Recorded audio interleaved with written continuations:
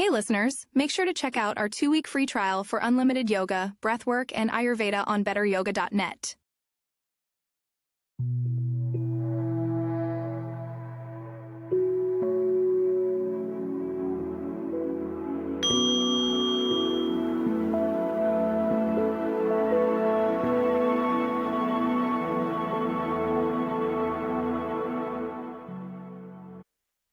Hello and welcome.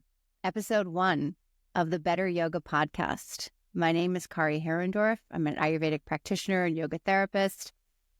And for the first episode, I am honored and privileged to bring to you my teacher, Nevine Michaan, founder of the Katonah Yoga method. Nevine Michaan was born in Egypt in 1954, moved to New York at the age of 3, and in her early 20s, while studying history and comparative religion at Vassar College, she discovered meditation. She understood that there is a function, a formality, and a fit to the universe, and that yoga is a tool, a technique, a practice with repetition, which gives us the opportunity to participate in life with intelligence and joy. If you know Nevine, you know.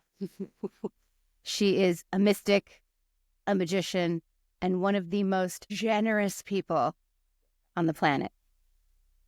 Nevine started a daily practice in New York City with Alan Bateman, a renowned yoga instructor, in the 70s, and became fully immersed in what would become her life's work.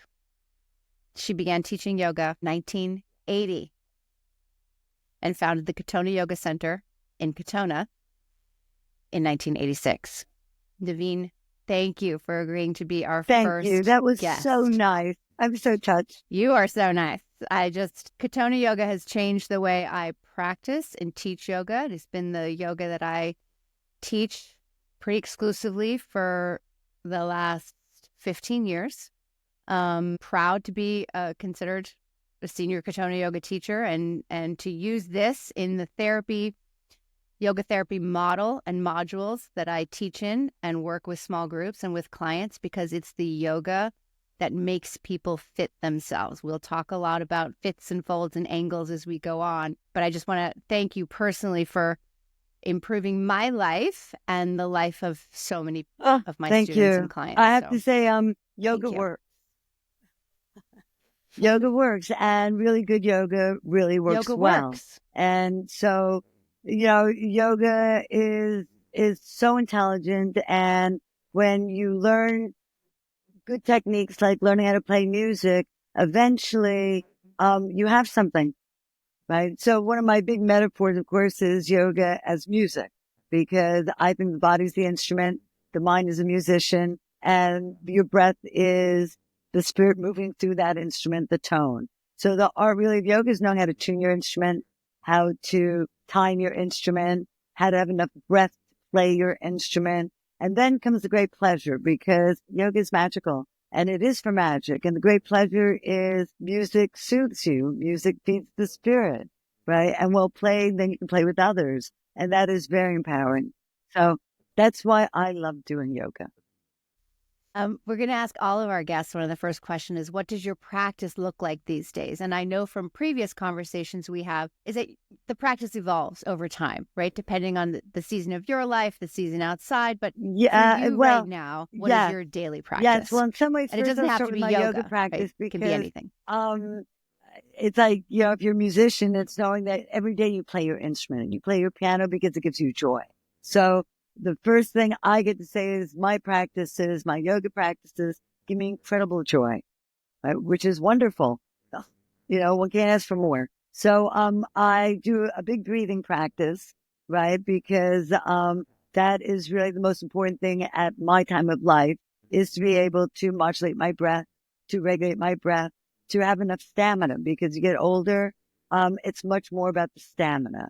So I do a lot of things to build up stamina. I breathe. I play with friends, right? I have to say most of my practice is like open meditation, right? Open eye meditation. It is my life. So I don't really just practice. If I talk about yoga practice, lately I've been going to people's classes, and that is really fun. and special and hard, because even if you know how to do things, you still have to do it. Right. And it's different when I would do a class when I'm 20 than when I'm doing a class when I'm 70. Right. But, it's doable, and that is so much fun. So daily, I try to go to a class. I do my own practices at home. And then the rest of my practice is really social, playing with my husband, taking care of my family, cooking, gardening, right? Having a life. Right. Yes. And being fortunate and grateful. So I have to say the first thing every morning is I wake up and I'm so grateful.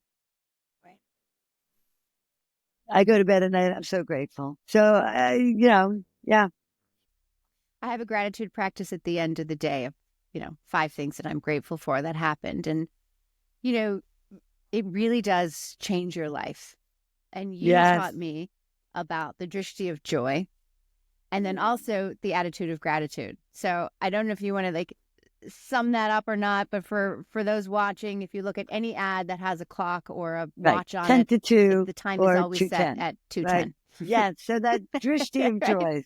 Right. Exactly. So from 10 o'clock, 2 o'clock is the drishti of joy. It's also the your pitta windshield hours wiper. of the day for those Ayurveda So when you're in a car, the windshield wipe will wipe from 10 to 2 and 10 to 2 and 2 to 10.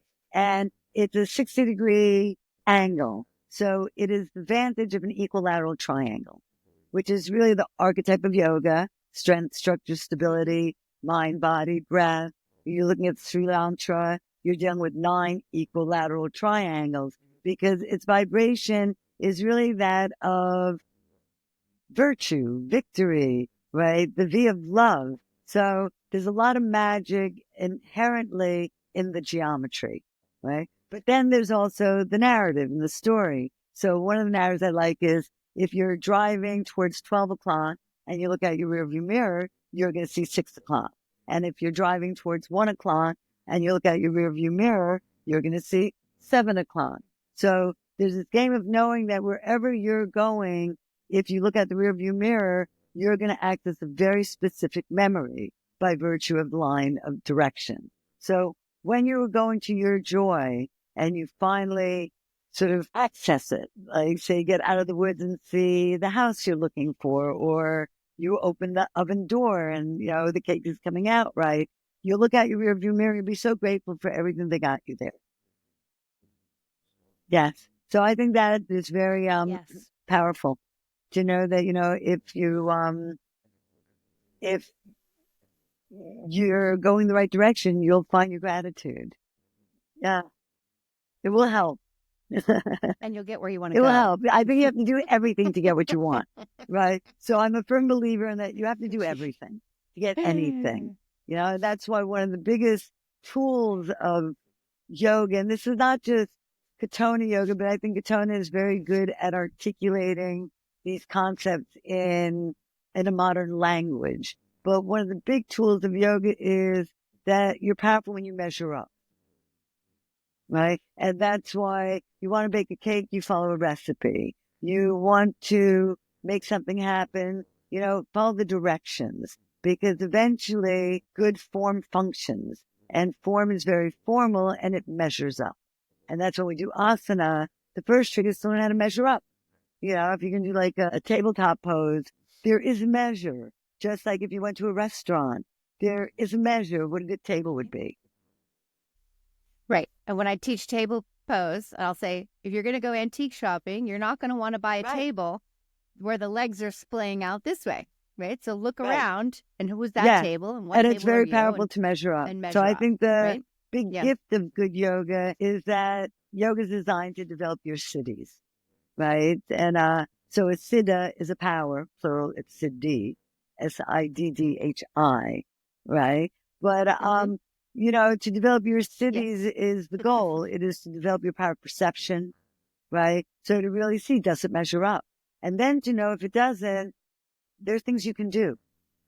And I think that's incredibly powerful too, to realize that it's not a judgment game. It is an informational game that, right, if I can do this, I can get to that.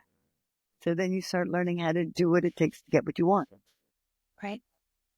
For those listeners, that's like all about the fourth pada, or the fourth section in Patanjali's Yoga Sutras, deals with all of the siddhis, all of the powers of eventual, what your and I practice think the big payoff. practices in stories will be sort of very magical, but the big practices and the big powers in daily life are also very pragmatic and practical. So one of the greatest siddhis is knowing how to manipulate time, knowing how to make it go quickly when it's hard, knowing how to make it slow when you want it to be slow. So that is a very magical game, to know how to affect time. And time is really played through the breath. So when you're anxious, your breath goes quick. And if you have techniques to sort of calm it down, well, you actually do change the nature of time. So I think that's very powerful. So powerful. So I just want to dial it back a little bit. Can you talk about, was there a pivotal moment in your life that led to the development of this methodology of yoga, or your personal yoga journey, or what inspired you, or what you saw was lacking? I didn't see anything lacking. I think much more one day, I mean, I always was out for the mystical experience. So I was always looking for, how do I have mystical experiences in life? And, the problem, if you only have your mystical experiences, or if you have your mystical experiences through altered states, through plant medicine, that eventually that is hard on the body. Plus, when I was studying, that wasn't really the options, right? Most of the options were, how are you going to have mystical experience? And I found yoga, right? So it was a technique that allowed me to be in the presence of the universe, and to be part of, and to feel that I belonged, right? I have to say, though, that one day when I was about 21, I saw a picture of somebody doing Nidrasana, right? And yoga has always been big for thousands of years, but, it became so mainstream maybe 30 years ago, 40 years ago. But when I first started, there wasn't as much material out, except, right, it just wasn't. But I saw this picture of this yogi, Right. and he was doing Nidrasana. Nidrasana is like an upside down turtle, right? So it's Buddhist sleep, right? And the beauty of the pose is that the arch of the foot, when you do it right, fits behind the arch of the neck like a hand in a glove. And it is an absolutely beautiful pose, because it's all about the measure and the fit. And I saw that, and I had my epiphany. I said, bodies are designed. The universe is designed, birds fit trees, and bugs fit flowers, and arches of feet fit arches of necks. And that just really spoke to me. One of the metaphors that I heard a long time ago was that Katonah Yoga makes you fit yourself before you fit other people. And I think that some of the ways in which our culture has gone awry is that we're caring more about fitting others, or fitting other things, before goes back to your measuring up and being able to fit ourselves and be well oriented and well organized and well rounded. I think it is a time game, that first you have to fit well with others. Mm-hmm. And then, if you're lucky, having found a way to deal with others, then you get that next place, which is when you get to learn to fit yourself. And that's why generally my yoga is Tony yoga. It's not mine, but people have to first fit other yogas. They have to learn and try to fit in. And then it's like, first you have to become literate. You have to go to a classroom, right? And really fit in, right? But then comes the next piece. And that's why I always like the idea that nobody really owns like a technique by only learning one thing. You have to know several different things and put it together, so that eventually you start understanding how you can fit yourself. So I think it's a progressive game, right? I think first, you don't ask children to first individuate. First, you just stick them in the classroom, and then you say, all right, now it's the time to be an individual, right? But I think everyone has to bring everything to the table, right? When I was first learning yoga, it was much more militant, because it was the era of, it was that era, right? And that's why everything has a fashion, like things that you were willing to wear in the 60s or 70s, you would be mortified to put on today. right? So fashions changed, but the fashion of yoga in the 70s and 80s was very militant. It was very rigid. It was very soldiers marching, right? That did not really speak to me because of who I am and because my yoga was not learned communally. So for me, yoga was always a personal practice, right? But eventually I figured out how to play with others by understanding to teach people to be musicians and then play in the orchestra. So when we would do a class, we would conduct the class. It was more to teach people to play together in harmony. So the joy was that each one was playing their instrument. Right. And so Katonah Yoga integrates different aspects of traditional yoga with Taoist theory and sacred geometry. So can you talk a little bit about the intersection of these? Because I know you talk a lot about, and even on your calendars, which we'll discuss, like things of being like a palimpsest, right? Like you layer things over each other, which is why if you wanted to be certified in Katonah, you have another certification first, and this gets something that's laid over. Or third or fourth. Yeah, of course. Right. And it's like I say all the time, when a system is smart, when a system works, you can layer it over another system that works, and you'll see the You'll see that it start with like the first piece of the question is, how do I, in a sense, cross-reference? And I have to say that the world is open source and that everyone's doing the same things. So in that sense, it's like going, I know how to speak English. So if I go into a restaurant that has an English menu, I can read it. I can read it really intimately, and I understand numbers, so I know the prices. So there's literacy that I'm starting with, right? So that literacy is in all these different types of techniques. So sacred geometry, of course, is yoga, right? Yoga is sacred geometry. The sacred geometry of classical Hindu yoga is in the mandalas, right? So yantra yoga is the exact same thing as sacred geometry. But sacred geometry during the time of Pythagoras wasn't called sacred geometry. It was called member worship, right? So there's fashion. Because in a funny way, I just worship numbers. I'm in everybody's menus to see how they're playing with the same material, right? Because once you can really read a Chinese menu, you get to realize, oh, they're offering food because everyone's hungry. Oh, they have prices. Oh, because everyone's paying for everything. So I think the big game is to know how to break code. And once you can break code of Ayurveda, then you'll see, oh, that code is written somehow in this culture, or that material is written in this culture here. So I tend to be very open source. So that's how I learn, because I study comparative religion. So it wasn't that I was tracked in one direction so much. I have my personal background, spiritual narratives, and then I have community. So in a sense, you bring to the table everything you have. So that's what I do. I bring me to the table. Then I expect people to take what I give, which would be like, here are my recipes, right? And eventually they go off and they change them. And they keep the ones they really love. And then they find out that if they add this ingredient rather than the one that I put in, it tastes even better. Right? So yes, that's how I cross-reference everything. Because I don't think anything is new. I don't think anybody comes up with anything. It's just that if you have an open mind, then information can come through. So I have a fertile imagination.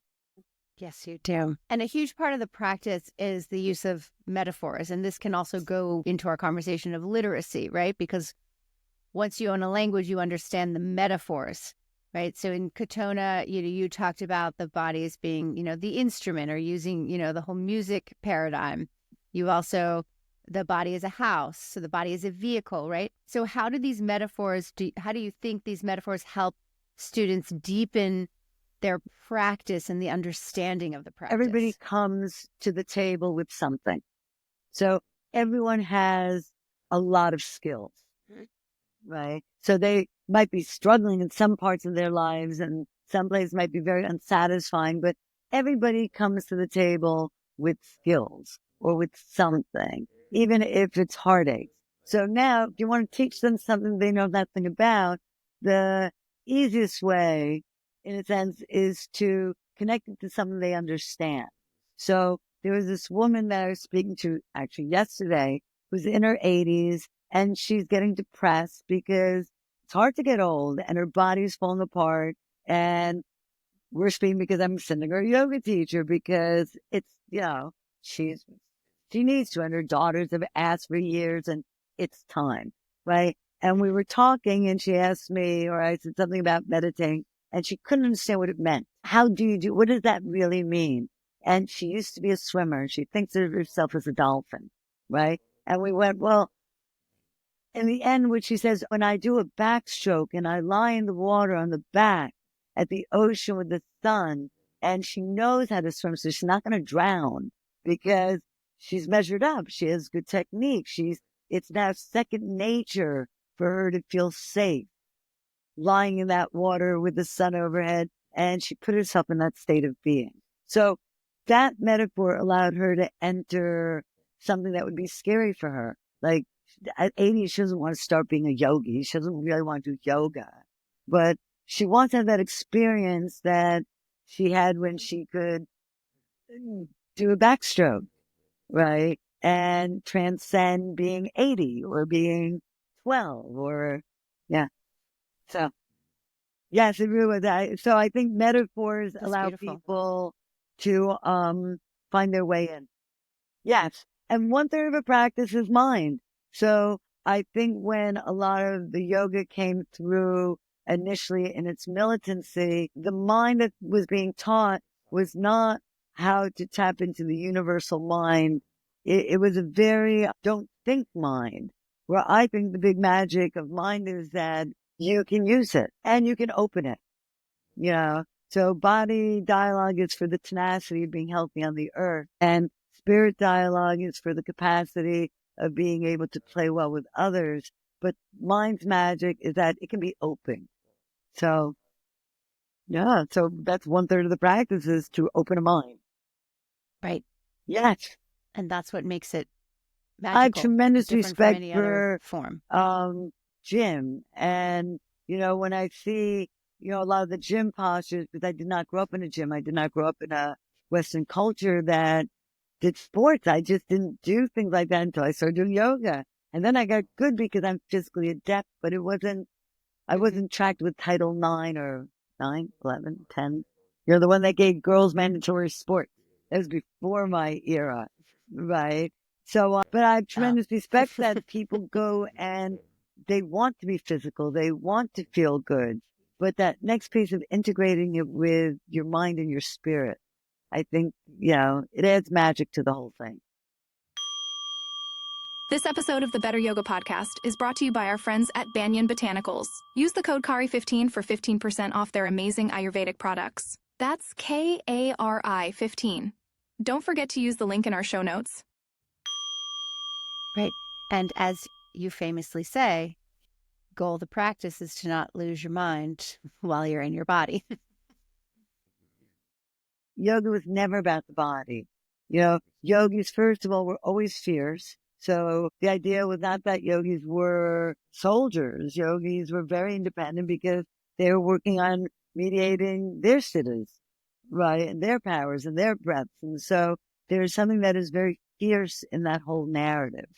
Yeah. So let's talk about the spirit aspect, because you talk about that. Can you talk about the importance of the breath work in the Katonah Yoga method and how it's metaphor of the body as the vehicle, right? And the mind is the driver, right? And the breath is the gas in the tank, right? And the air in the tires and the window washer fluid and everything that makes it work, right? So, right, once you bring down to that, we can go to any metaphor, it's a house, right, is the structure, but it's not a home until there's life in it, right? And that also includes turning on the electricity, turning on the heaters, opening up the windows. So the life of anything is predicated on the breath. And the beautiful thing about breath is it's autonomic and sympathetic, right? So you can breathe without paying any attention to it, but you can also modulate it, right? And that is very magical. So anybody can change their breath rate. It is very hard to change your kidney rate. It's very hard to change your heartbeat. But breathing, you put a paper bag over your mouth and breathe into it, and you can change your breath rate. So, yeah, and your emotional state is so predicated on your breathing. So that's the background. Then the actual practice itself. When I was very young, I learned lots of different breathing techniques because eventually there's so many different ways to play the instrument. Bateman taught a breath technique that I thought was incredibly intelligent.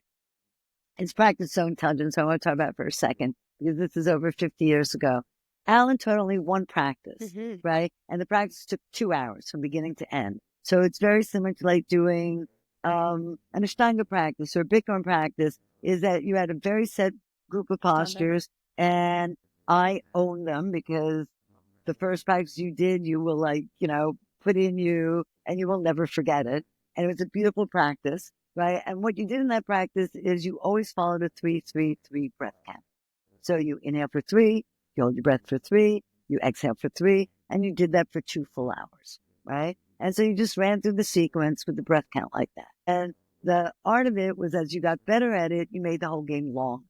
So the practice could take 4 hours because all you were doing was lengthening the amount of time you could stay in a pose and in the breath count. Ashtanga came in, it was designed with a different breath count that you started 2 hours, and then the goal was once you got good at it, you brought it down to 1 hour and 20 minutes because you're building a clip, right? So then you start seeing, oh, you're pacing the breath, you're timing with the breath, and you're, in a sense, being the swimmer in the waters of that breath. So that's how I started with those. I knew a lot of Yogi Bhajan's breathing because Kundalini was big in the 60s. And so, it was available for us in the 60s and the 70s and the 80s to learn that material. And he had some beautiful techniques, right? The practice itself, the mind was not the mind that I would build a narrative thread over. So, that wasn't going to be the narrative I play. But some of those techniques are amazing. So I do a lot of techniques that are designed to tune an instrument. They're all breathing practices, right? To soothe oneself, to breathe like the planet. Yeah. And then I codify them. I put them all down like in a little recipe book so that eventually they give you even more techniques. Like, I do one breathing technique, it's a very typical Katonah technique that we call the breath of the season, where you inhale for spring, you hold for summer, you exhale for autumn, and then you hold your breath empty for winter. So, it plays with the 4 parts of the breath. Well, I first found that breath in a book that Rudolf Steiner wrote, right? And he got that breath from the Theosophists. Right. So eventually everybody's, you find a recipe, right? Oh, this recipe works for our time, or this recipe is available, or, this is the season for it. So, yeah. Yeah. And, you would open up any breath app or meditation app and it would be the box breath. But to call it a box breath loses the sight of that. When you're inhaling, you're potentiating. When you're holding your breath, you're ripening. When you're exhaling, you're harvesting, right? And then when you're empty, you're getting insight. So yes, and that bumped it up into the mind. Absolutely. And just that, and just for you listeners and watchers, that is the difference of playing the metaphor, engaging the imagination and threading the mind, making that the narrative thread through the whole practice. So it's not like, let's do a box breath, inhale, pause, exhale, pause. It's what happens is one forgets that the mystical is incredibly practical. So why not be awed with the most practical? Yes. Yeah. And from the Panchakosha model, which is what yoga therapy is really based on, it's the breath that's the bridge between the body and the mind. So once you begin to play that, right, like you've said, you learn how to soothe yourself. Right. Right. And you play with time. Just like the yogis would say, you were born with a certain number of breaths. So when you can slow the breath down, it becomes your longevity practice. And now everything is proven.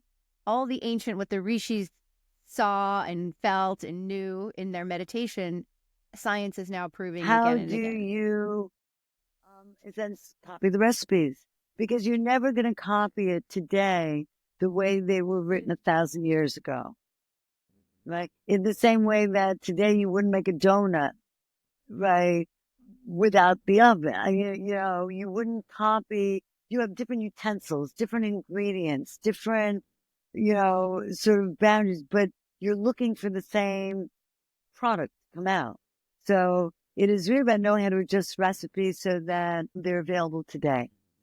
Because otherwise they just become precious.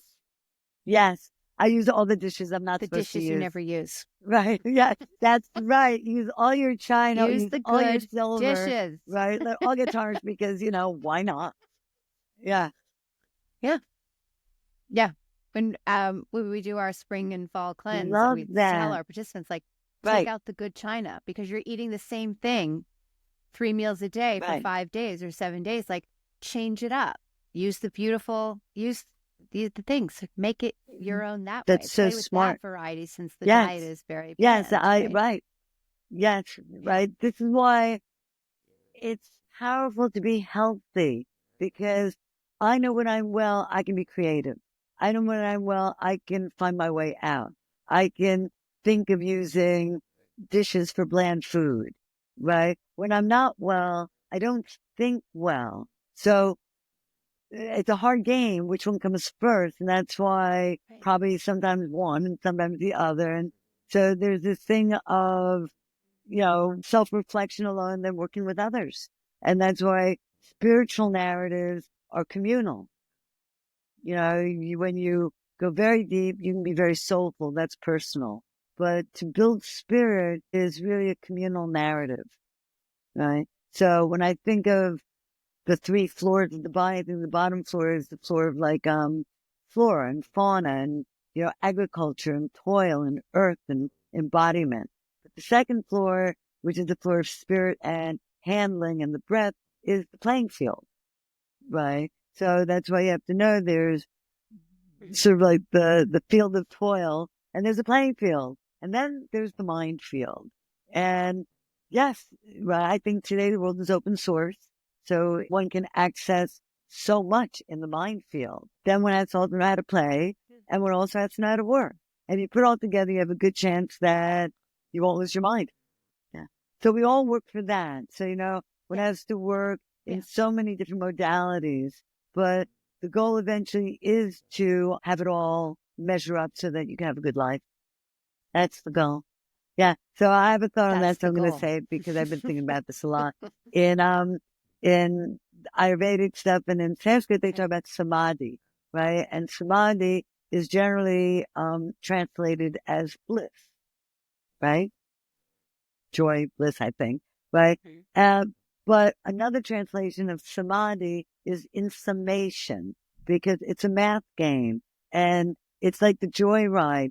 You get the joy ride when it all adds up, right? So to get to the state of samadhi, there's a lot of conditions, but if you can if you can put the gas in the tank and the air in the tire and the window washer fluid, which is really all the movement of the breath. If you can maintain the vehicle, if you know where you want to go, if you can read a map, well, in the end, if you put all these things together, you should be able to achieve that state of being. So that's our goal.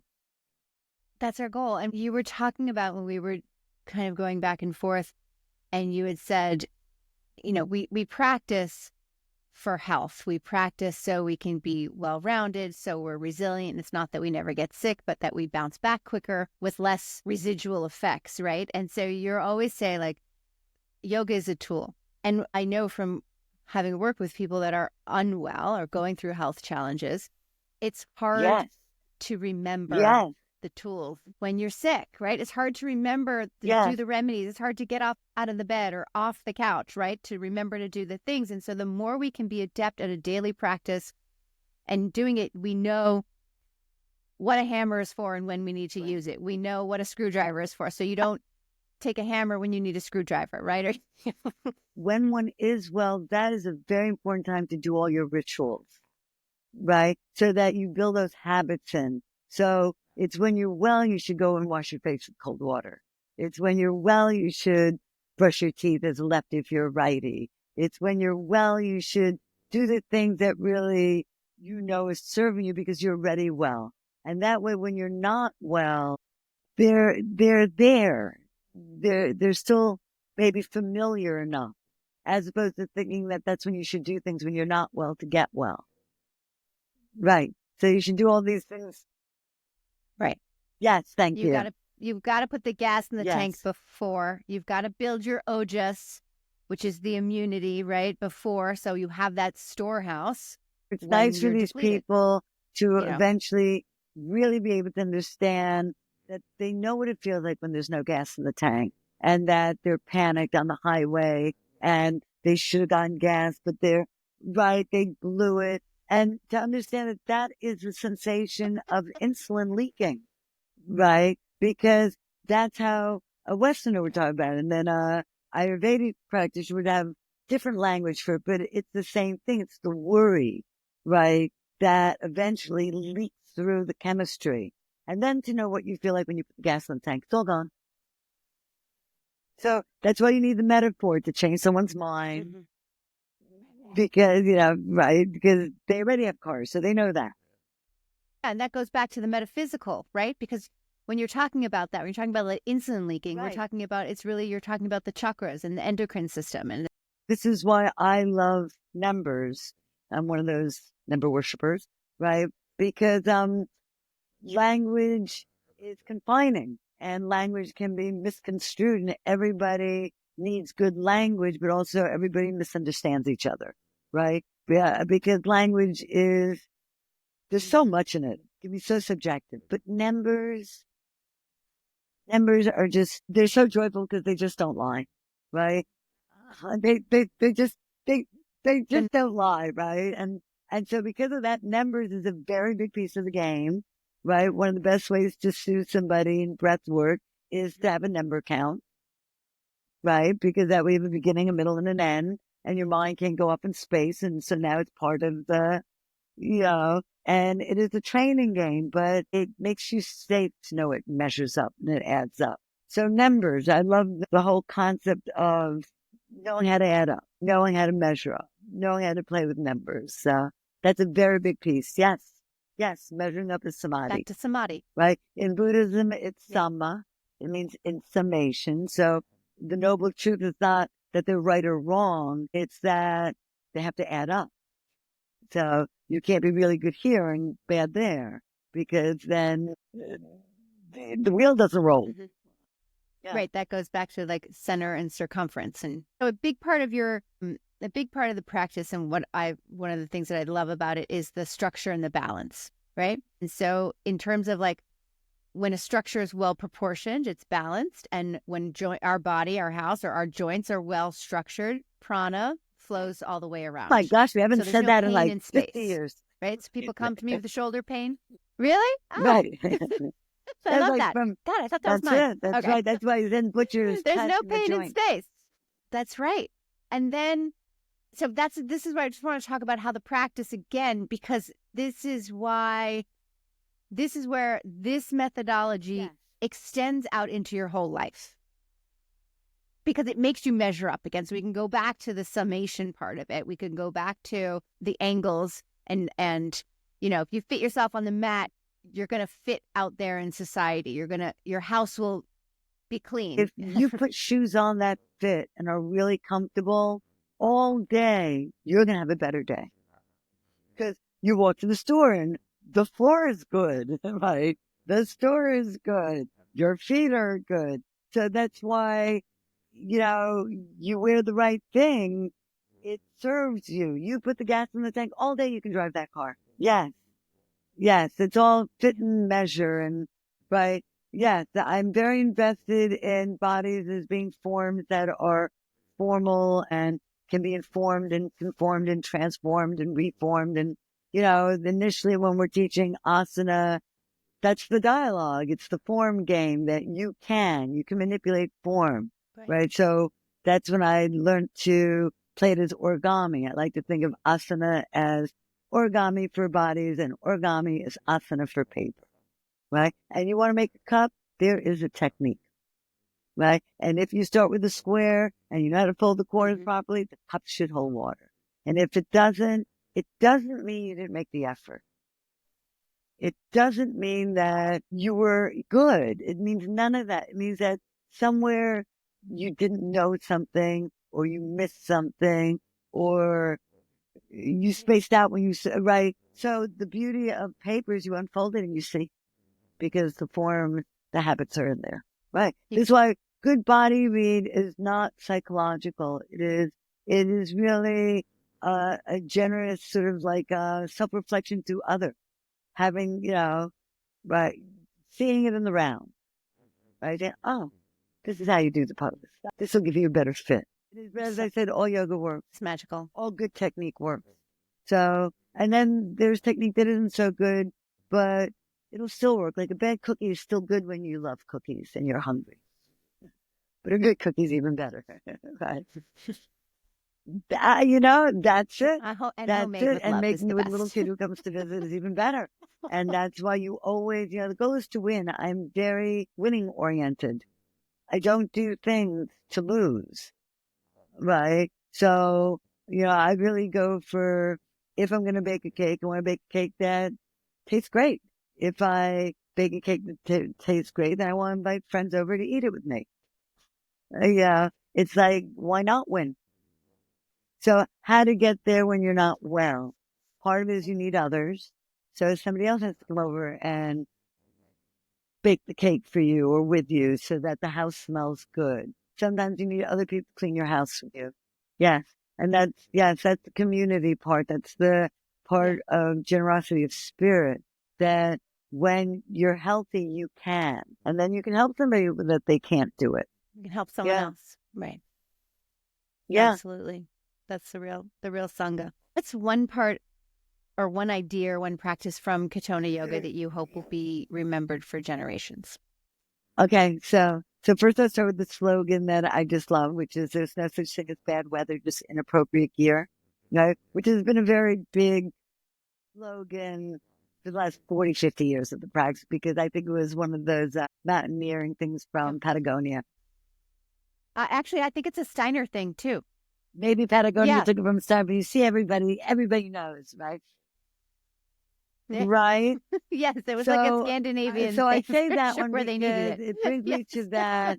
The biggest piece of my yoga is the idea of self-responsibility, right? Which is why in that slogan, you're really being told, be responsible with your gear, so that when it's raining, if you have the right gear, you're safe. If you're in the car and you put the gas in the tank, you'll be fine, right? So that idea of being self-responsible. And I think that is the goal of yoga, is to teach you how to catch your breath, how to organize your mind, how to help your body when it's in pain. So there's this very great thing that, to me, it's all about learning to be self-responsible. So I hope that's the piece. And because it's not about style, it's really about the goal, right? So that's right, because I don't think that's, I'm trying to think, well, what is the goal of some of these other types of yoga, right? I don't think they're really, not off my head, but I think that that's the takeaway I get from thinking about certain things. But that's what I like, that, it teaches people to be self-responsible and well.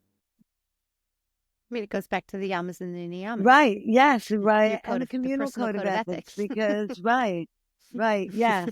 And yes, so I'm very into behavior. It's like the 10 Commandments. So young, I love the 10 Commandments, which is why I became a religion major. Because I'm, yes, it's very innocent. Right? So yes, this true love of the universe and God, and that, it works.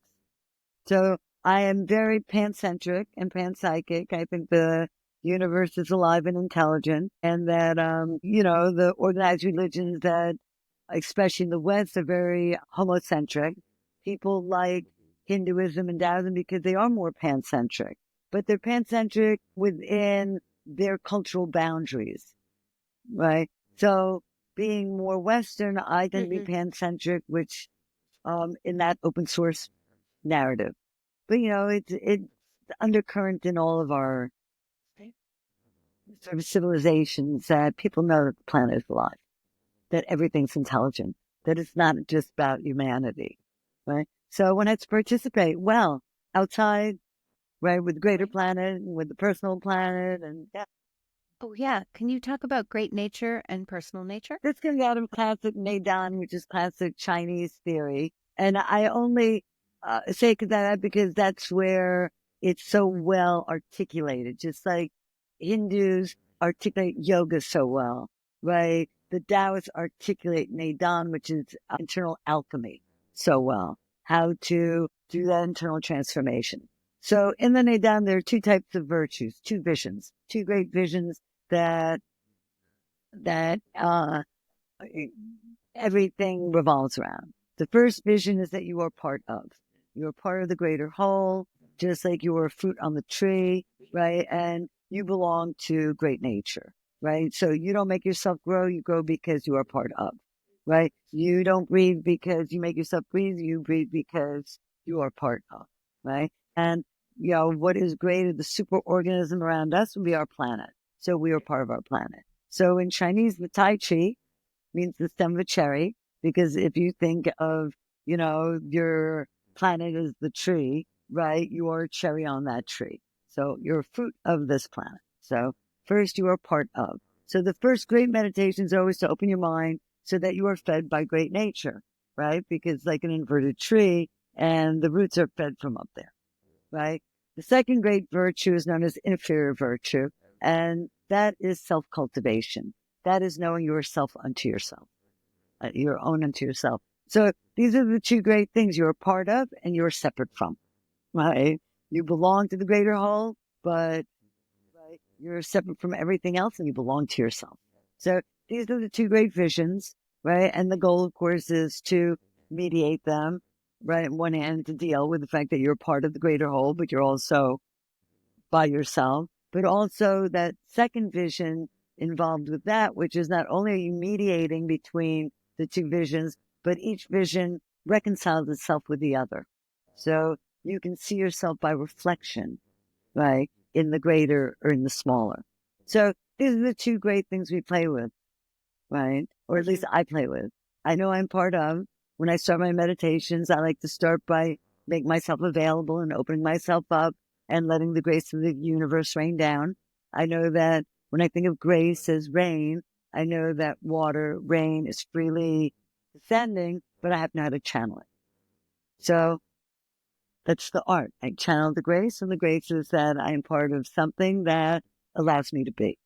The second piece of my practice, I start from the bottom up. And that's when I do self-cultivation. So that's the idea that now I'm an instrument of my own and it's out of tune and it's my job to learn how to tune it. Or I'm a car, or I have a car, and first when it came from the plant, it was fully loaded and now it's out of gas and it's my job to learn how to take care of it. So self-cultivation belongs to that second vision of virtue, that you are whole into yourself. How are you going to feed yourself?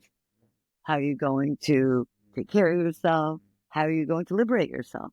Then, and that's how I play my breathing practices, because my practices are designed on these principles. So I always start by asking for the grace of the universe, and then I play with my internal fire to make my efforts. And then I have my two great polarities of grace and effort. And the third piece of the practice is really putting together and playing in harmony. And that's the idea of knowing that the breaths, my personal breath, so rather than a box breath, it's the breath of nature, right? Instead of just a ujjayi breath of in and out, it's the oceanic breath, tide moving in, tide moving out. So that eventually you play in harmony with personal nature and great nature. Because every plant, right, participates in great nature and personal nature. So, yeah. So that's part of that. Yeah. I mean, it threads back to like fitting Yeah. yourself or fitting someone else originally, like great nature, right? Fitting someone else or belonging to something else bigger. And then that personal responsibility and fitting yourself. These are going to be, that big math game of two, right? But the big magic is in the reconciliation or in the contact between the personal and the universal, being an individual, but also being part of, right? And so, yes, it's all about tapping into both of those things and then knowing that when they make contact, it moves currency, right? And that's a huge game. That's all Chinese techniques are about moving chi. All of, Ayurvedic stuff is going to be about prana, right? And really in the Western narrative, it's pneuma, and pneuma is breath and means spirit. So when you're nomadic, you're playing with your lungs, right? And right, yes, the whole thing is how to bridge the personal and the great. And as you said, the breath becomes that bridge. Yeah. Right. What are you obsessed with these days? So generally, I'm very careful. Like, so what I build calendars. It's one of my obsessions, right? And I probably built about 10 calendars, and then I took 2 years off. I did not build a calendar last year, and I did not build a calendar for 2025, but I just completed a calendar for 2026, right? And so first, I get very focused and very obsessed when I do these things because I'm obsessive and I'm focused and I'd like to complete things. So I like beginning, middle, end, right? So, calendars. I build calendars because I think calendars are canons of personal religion. When you belong to a religion, the way you know is that you follow their calendar, right? So, if you show up for their holidays, you know that in a sense you belong to that community. But personal religion is personal time management. How do you spend your time? Where are you when, right? So calendars are canon of personal religion. It allows you to really see how you spend your time, right? And also how you want to spend your time and if you follow through. So it's one of my great obsessions. I just completed my calendar, right? It will go to print like in April, May, and then we'll start moving it out in September. So it's a year away. But it was a very big We'll thing have you for back. me. We'll have you back when it comes I'm very out. focused on it. So there's that. But in the calendar, and this is why it's part of the obsession, I spent probably, I would say a good 15 years really learning magic squares, especially the 3x3 magic square, it's used in Feng Shui. It's used as a talisman in the West. And in classical Ayurvedic material, it's called the Kubara column, right? It is like, they're codes for magical spells, right? And they have recipes in them. Mm-hmm. So I spent a long time playing with these magic squares, right? And the first I played with is called the Lo Shu. It's a 3x3 magic square. It's a tic-tac-toe board. And it teaches you how to divide space. And I really learned mapping and geography, right? And then I discovered another code, which is called the Hutu. And the Hutu is all about fluency, right? So I've been very obsessive about, besides numbers, learning how to break these codes, right? So the code of Trinity, which is held in that initial magic square. And this one that I'm playing with, it's the code that brings you into center through reconciliation. So I've been very obsessed with breaking these codes. Outside of that, I'm obsessed with gardening and making teepees. I make a lot of teepees. Yeah. And her garden and her teepees are fantastic.